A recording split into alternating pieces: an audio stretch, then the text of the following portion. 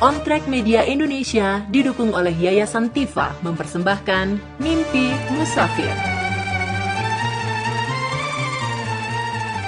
Mimpi Musafir adalah drama radio 6 episode yang akan membantu Anda belajar bagaimana bermigrasi dengan aman.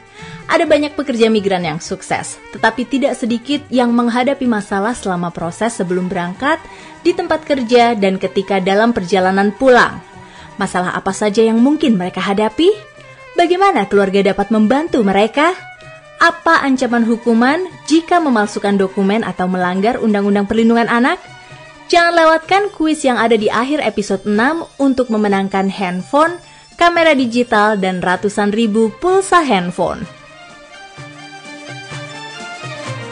Di episode sebelumnya, Nisa diculik oleh komplotan Yudi.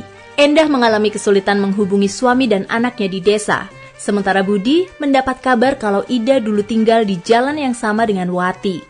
Apakah Wati dan Nisa akan baik-baik saja? Temukan jawabannya di episode 5 Mimpi Musafir. Selamat mendengarkan.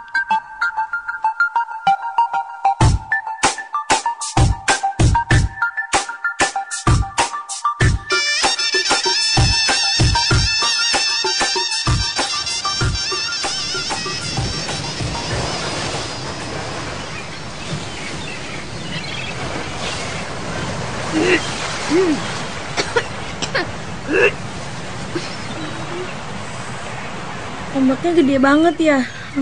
Gawat nih kalau semua orang mabuk. Sini saya pijat punggungnya. Gimana? Udah enakan, Tih? Iya. Aduh, makasih ya Nisa. Aduh, saya ini emang suka mabuk kalau naik kendaraan apa aja. Aduh, kasihan kamu. Aduh, mana saya nggak punya minyak angin. Di mana nih? Alhamdulillah, kamu akhirnya bangun. Saya khawatir lihat kamu dari tadi nggak sadar-sadar. Kamu namanya siapa? Aduh, kepalaku pusing banget nih. Namaku Mita. Kita di mana ya? Kita lagi di kapal, Mita. Di atas laut. Kapal? Di atas laut? Saya juga nggak tahu kita mau kemana. Oh iya, kenalin. Saya Nisa. Kalau yang ini Rati, yang ini Dara, kalau yang ini Rini. Ya Allah, saya terakhir inget tuh didorong masuk ke mobil sama laki-laki. Terus kepala saya terbentur apa dipukul ya? Nggak ngerti nih. Ya ampun. Kepala saya masih sakit. Saya dan Rati juga sama.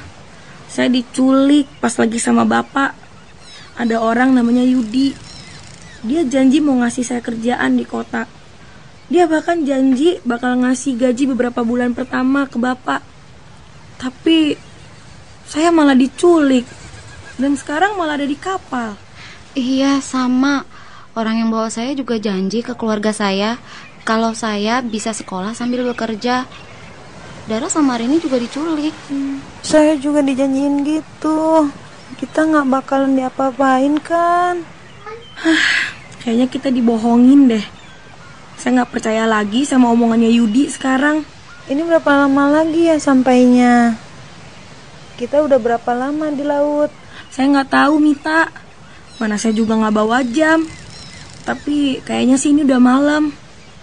Aduh, Rati. Sabar ya. Semoga bentar lagi sampai. Duh, Nisa, menurutmu apa sih yang akan terjadi sama kita? Udah Rati, nggak usah dipikirin dulu ya. Gini aja, begitu kita sampai di pelabuhan nanti, kita kabur aja ya. Saya takut, Nisa. Kemarin ada yang nyoba kabur pas di Tanjung Perak. Terus pas ketangkep dia dipukulin. Sekarang dia ada di mana? Di ruang lainnya.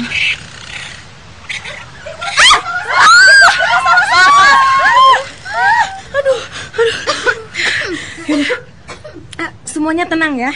Nih, semuanya dengerin. Kita harus kabur dari sini. Kita nggak tahu bakal diapain kalau udah sampai di pelabuhan. Kalian pernah denger nggak? Ada anak-anak yang diculik, terus disuruh kerja sebagai pelacur. Iya, atau mungkin organ tubuh mereka diambil terus dijual. Yaudah, kita harus keluar dari sini. Kalau kalian gak mau ikut, ya udah nggak apa-apa. Aku sendirian aja juga nggak apa-apa kok. Enggak, Nis. Aku ikut. Aku nggak kuat lagi di sini. Lebih baik aku mati daripada jadi pelacur. Rati, kamu jangan ngomong gitu. Nggak ada yang boleh mati di antara kita. Kalau yang lain mau ikut nggak? Saya takut, Nisa. Kamu gimana, Mit? Saya juga takut. Nanti nitip kasih tahu orang tua saya aja ya. Kalau saya ada di sini, Nis. Oh, ya udah kalau kayak gitu. Kalian nama lengkapnya siapa? Terus asalnya dari mana? Ingat-ingat ya. Saya Dara Juwita dari Brebes. Saya Paramita dari Bumi Ayu. Saya Syahrini dari Purwokerto. Di kamar yang lain masih ada beberapa orang yang lain, Nisa. Ya udahlah, yang lain nanti biar kita kasih tahu belakangan aja. Rati, kita harus susun rencana dari sekarang. Kamu kuat kan? Iya, Nisa. Saya udah nggak tahan lagi di sini. Saya juga takut dengar cerita tentang orang-orang yang diculik terus organ-organ tubuhnya dijual. Hati atau ginjal mereka diambil. Kadang nggak pernah kedengeran lagi kabarnya. Jadi mungkin mereka juga mati. Itu nggak boleh terjadi pada kita. Tolong jangan ngomong yang serem-serem. Kalian harus hati-hati ya. Kita nggak bisa kabur semua bareng-bareng. Nanti ketahuan. Tolongin kita ya. Kalau kalian berhasil kabur, kita akan mencoba mengalihkan perhatian mereka. Iya, Rin. Kalian doain kita ya.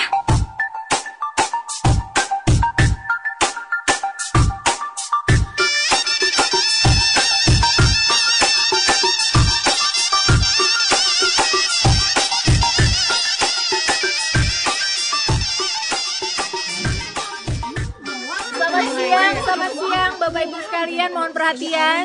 Siang, Mbak. Ya, terima kasih ya untuk kehadirannya di acara pertemuan siang ini. Perkenalkan, saya Ariel dari Formigran yang hari ini akan membahas tentang bagaimana bermigrasi dengan aman. Ya, kemudian apa saja resikonya yang mungkin dihadapi oleh TKI. Baik dari mulai berangkat, ketika bekerja di sana, dan ketika kembali ke rumah nanti. Jadi nanti saya akan bersama-sama ada teman-teman yang pernah bekerja di luar negeri, dan nanti ibu bapak sekalian bisa menanyakan langsung bagaimana pengalaman mereka. Kita mulai dulu dari Mbak Endang yang barusan pulang dari Hong Kong. Mbak Endang silahkan. Assalamualaikum warahmatullahi wabarakatuh. Waalaikumsalam warahmatullahi wabarakatuh. Nama saya Endang dari Cilacap. Saya sudah 4 tahun kerja di Hong Kong dan ini sedang liburan di Indonesia. Iya. Mbak Endang, sekarang Mbak Endang boleh ceritakan nggak kalau di Hong Kong itu kerjanya seperti apa? Terus apa saja yang dipelajari sama Mbak Endang di sana? Ya, sebelum berangkat ke Hong Kong, pertama kali dulu saya harus mengikuti training selama 3 bulan. Soalnya di sana kita harus bisa bahasa Inggris dan bahasa Kanton. Selain itu, karena pertama kali saya kerja kontraknya mengurus orang tua, saya juga diajari cara mengurus orang tua. Karena mengurus orang tua itu sulit, beda dengan pekerja rumah tangga biasa. Mbak, dulu bayar berapa mau berangkat ke Hong Kong? Ya, saya harus bayar tiket untuk berangkat, training fee, asuransi, tes kesehatan, dan dokumen-dokumen lain. Waktu itu 6 bulan gaji pertama saya dipotong. Tapi umumnya hak-hak TKI kayak kita di Hong Kong dan Taiwan lebih baik. Terus pekerjaannya juga lebih manusiawi. Tapi ya memang harus belajar bahasa Inggris dan Kanton, dan mesti cekatan kerjanya juga. Tapi itu jauh lebih baik daripada kita kerja ke negara-negara Timur Tengah menurut saya. Nah, gitu. Itu dari Mbak Endang. Sekarang kita akan mendengar ceritanya Mbak Septi. Mbak Septi, bisa cerita nggak nih pengalaman selama bekerja di Timur Tengah? Ya, selamat siang. Saya ini pernah bekerja di Arab Saudi 2 tahun. Setelah itu pindah ke Dubai, kerja lagi 2 tahun. Terakhir di Yordania. Tapi saya tuh enggak sampai selesai kontraknya. Itu karena saya tuh 6 bulan pertama tuh enggak dibayar gaji saya. Jadi majikan saya di Yordania itu janji terus mau gaji, tapi katanya digabung 3 bulan ya, terus 6 bulan ya, gitu terus sampai 1 tahun loh ibu-ibu, bapak-bapak saya tuh enggak digaji. Akhirnya saya kabur ke KBRI. Nah, Mbak Septi dulu taunya kalau harus ke KBRI itu dari mana? Saya taunya cuman dari teman yang dulu pernah kerja di Yordania itu tentang KBRI. Saya kabur aja ke sana, saya laporin. Oh gitu. Terus hasilnya gimana Mbak Septi? Ya terus sama KBRI itu ya, majikan sama agen saya itu dipanggil ke KBRI gitu. Terus diproses gitu sampai akhirnya majikan saya itu ngaku salah. Mereka itu akhirnya bilang sebenarnya ndak punya uang buat bayar saya. Ayo Mbak, jangan disangka orang Arab itu kaya semua Mbak, miskin mereka itu. Gaya tok punya pembantu dari Indonesia. Akhirnya dibayar nggak Mbak? Ya dibayar tapi ya cuma setengahnya, uang ndak punya uang Mbak. Oh sedih banget ya. Iya. Mbak kalau Mbak Septi kalau waktu di Arab sama Dubai pengalamannya gimana Mbak Septi? Ya dulu tuh di Arab itu saya tuh dapat majikan itu rumahnya besar sekali. Tingkat 5 loh Mbak, tingkat 5. Tapi pembantunya cuma 2 Mbak, cuma saya sama teman saya 1 lagi. Itu kalau lagi giliran mesti bersihin jendela Mbak. Masya Allah Mbak, ngeri tenan Mbak, serem aku. Untung saya tuh nggak jatuh. Gajinya lancar orang Mbak. Gaji insya Allah lancar Mbak, alhamdulillah. Oh ya enak dong kalau gitu, aku juga mau jadi TKI ya, biar sekalian naik haji gitu ya nggak sih? Oh, Mbak sopo iki jenenge? Aku Jeng Sri. Mbak Sri. Oh, mesti diingat toh Mbak, di Arab itu beda sama di sini. Enggak semua TKI bisa naik haji begitu saja. Arab tuh gede Mbak. Naik haji tuh di Mekah tok. Nah, kalau sampai tuh dapat kerja di Jeddah atau di kota lain, ya kan mesti ngongkos juga toh ke naik hajinya ke Mekahnya itu.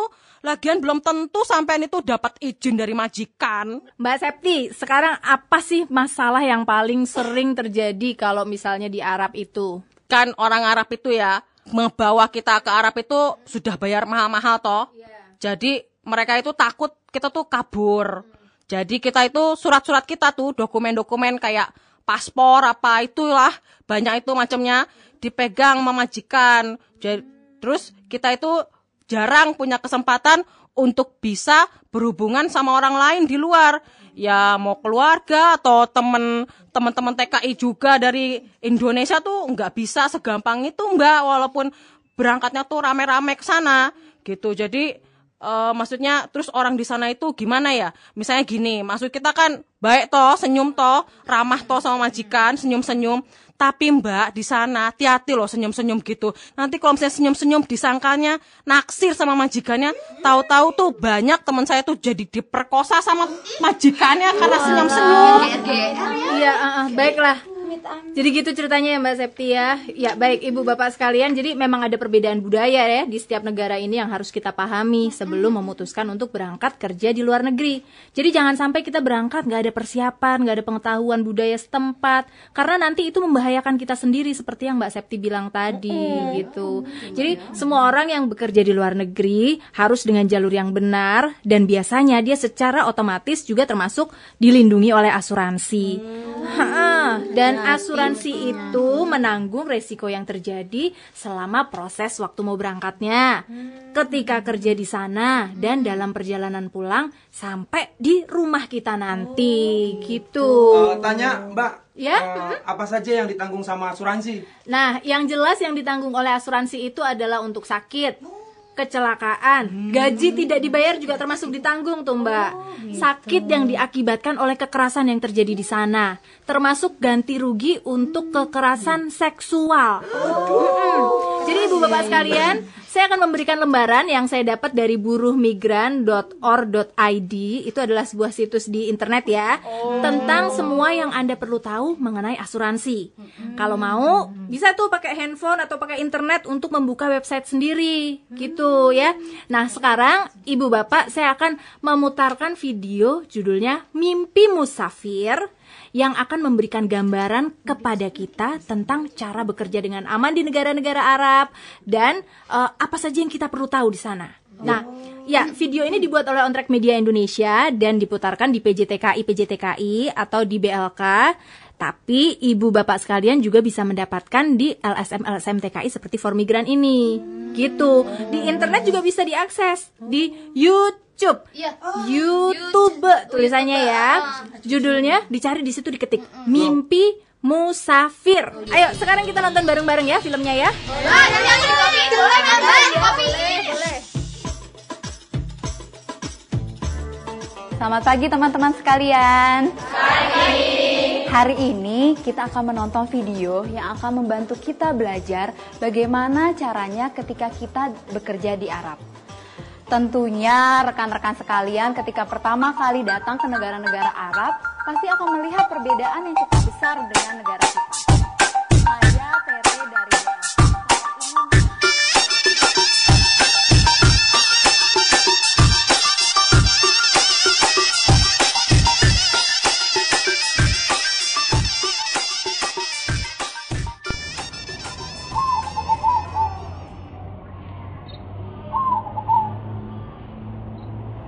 Selamat siang, dengan Pak Fauzan. Benar. Ada yang bisa saya bantu, Pak? Saya Letnan Yuda, penyidik untuk tindak pidana khusus dari Polres Cianjur. Iya, Pak. Bagaimana ya? Ada yang bisa saya bantu? Silakan duduk. Silakan duduk, Pak. Saya kesini untuk menyampaikan surat panggilan agar Bapak ikut ke kantor polisi. Untuk urusan apa ya, Pak?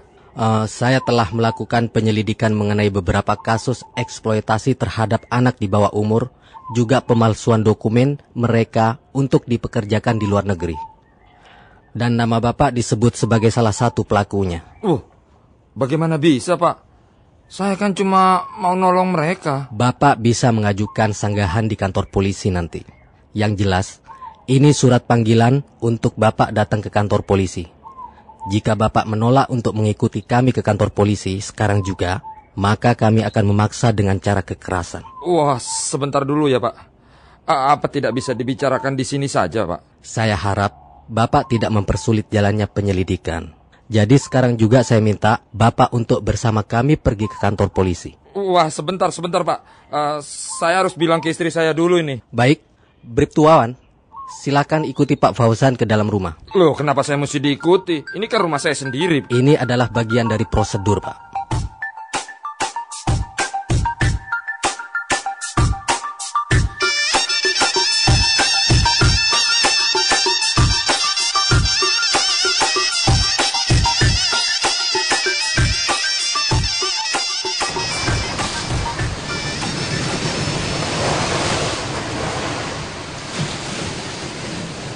Kayaknya kita udah sampai di pelabuhan. Ayo, Tih. Sekarang saya mau pura-pura ke kamar mandi. Terus kamu ikut saya ya. Iya, Nisa. Tapi, aduh, saya masih agak pusing nih. Mabuk laut. Itu malah bagus. Nanti kamu pura-pura mau muntah terus aja ya. Tapi, pas udah sampai di tempatnya, kita harus lari. Jadi kamu harus kuat, oke? Oke. Semoga aku kuat ya. Aku biasanya kalau udah kena angin di luar gini, udah baikan kok. Ya udah, bagus kalau kayak gitu. Kalian hati-hati ya. Iya, Dara, Mita, kalian jangan patah semangat ya.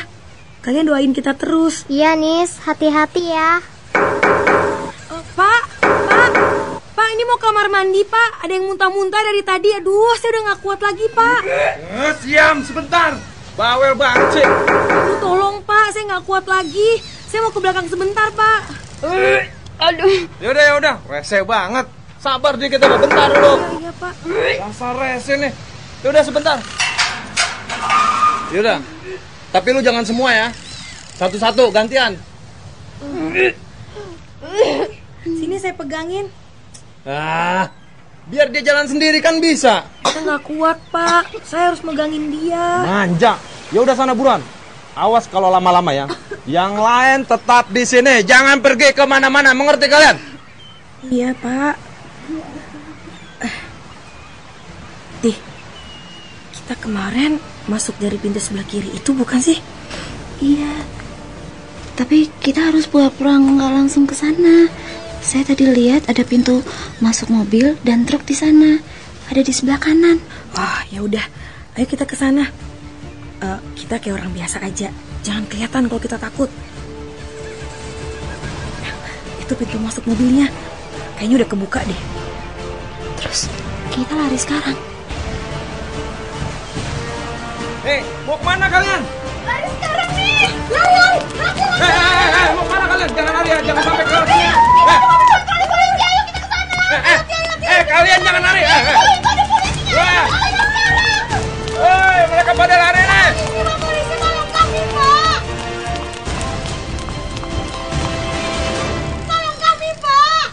Ada apa ini? Pak, kami mau diculik, Pak. Diculik? Kalian mau dikirim ke luar negeri?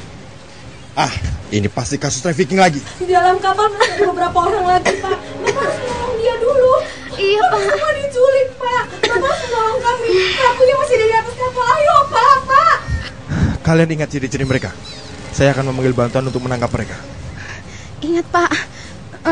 Iya, Pak, kita harus segera nolong mereka, Pak. Tolong teman-teman kami, Pak, yang ada di dalam kapal sana, Pak. Mereka tuh pasti takut banget, Pak. Kami udah janji, Pak, akan nolong mereka. Iya, Pak. Tolong tangkap, Pak. Tolong tangkap penjahatnya, Pak. Baik. Sekarang kalian tenang.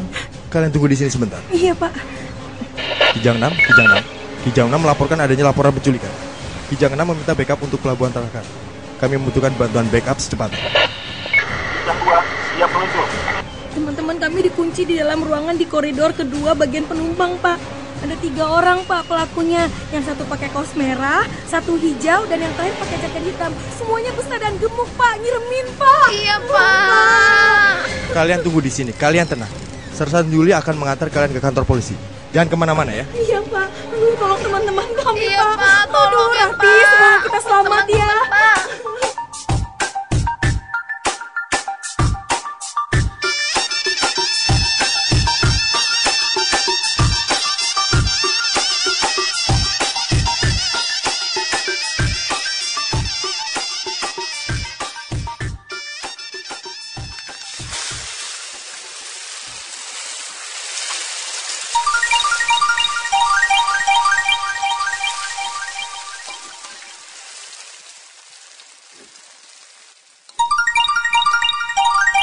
Halo.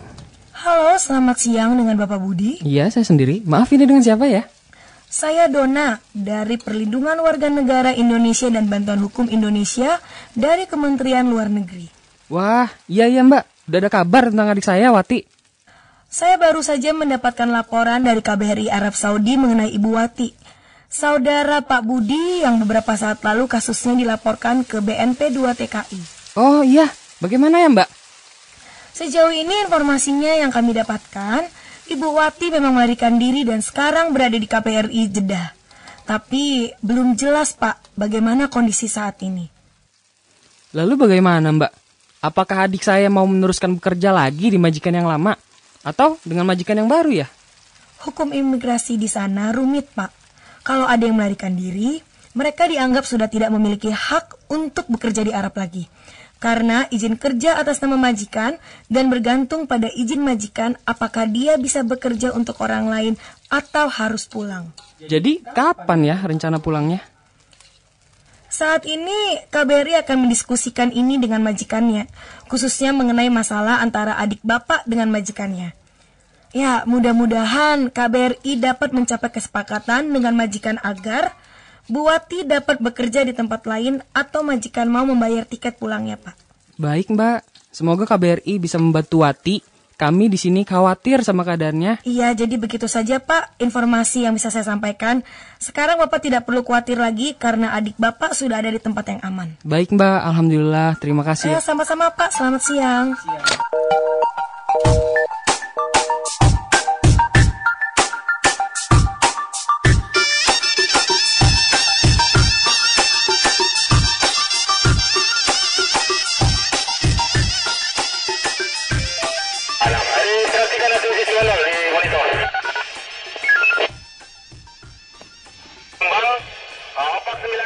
Jadi Pak Fauzan, seperti yang sudah saya jelaskan di rumah tadi, kami menangkap Anda karena nama Anda disebut-sebut sebagai orang yang terlibat dalam pengiriman anak-anak di bawah umur dengan menggunakan dokumen yang dipalsukan. Sekarang kami akan melakukan penyidikan resmi. Kalau Bapak bekerja sama, maka kerjasama Bapak akan dipertimbangkan di dalam sidang. Kan saya sudah bilang Pak Letnan, saya ini tugasnya cuma membantu mereka. Di desa itu sulit mencari pekerjaan. Dan bagaimana cara Anda membantu mereka? Ya, saya bantu menyiapkan dokumennya dan memperkenalkan mereka pada orang yang merekrut. Apakah selama ini Bapak menyadari bahwa banyak dari TKI itu yang usianya masih di bawah umur 21 tahun? Aduh, saya tidak tahu, Pak. Kan tidak ada akte kelahirannya, Pak. Bagaimana mungkin saya bisa tahu berapa umur mereka? Iya, saya kan cuma memenuhi permintaan mereka, membantu mereka untuk bekerja. Ada orang lain yang mengurus akta lahir untuk mereka, Pak. Namanya siapa? Saya tidak tahu namanya, Pak. Bagaimana mungkin Anda tidak tahu nama orang yang bekerja sama dengan Anda sekian lama? Pak Fauzan, kalau Bapak mempersulit penyelidikan ini, Bapak bisa mendapat masalah yang lebih besar. Sungguh, Pak. Saya tidak tahu. Baik, artinya Anda menjadi satu-satunya orang yang terlibat dalam pemalsuan identitas. Juga melanggar Undang-Undang Perlindungan Anak karena telah melakukan eksploitasi terhadap anak. Loh, kenapa saya, Pak? Anak-anak itu kan mendapatkan izin dari orang tuanya kan? Mereka menandatangani izin untuk anaknya berangkat ke luar negeri kok. Bapak juga memberikan uang untuk membujuk para orang tua agar mengizinkan anaknya pergi bekerja ke luar negeri kan? Saya tidak membujuk, Pak. Mereka yang membutuhkan bantuan saya. Kenapa malah saya yang kena ya? Bapak menghasilkan uang dengan menyuap orang tua untuk mengirim anak mereka bekerja di luar negeri dan menyediakan dokumen palsu untuk menyiasati batasan umur dalam hukum ketenagakerjaan. Jika Bapak membantu penyelidikan ini, kerjasama Bapak bisa dipertimbangkan nanti. Sekarang kami memerlukan nama siapa saja yang membantu dalam proses pembuatan akte kelahiran para calon TKI tersebut. Pak Lurah, Pak, yang kasih tanda tangan. Sama sekretaris kelurahan, namanya Pak Hadi. Tolong jangan bilang kalau saya ngasih tahu ya, Pak. Saya akan memerintahkan pemeriksaan atas mereka. Tapi kasus Anda masih akan kami proses. Kami akan mendiskusikan ini kembali dengan Anda nanti.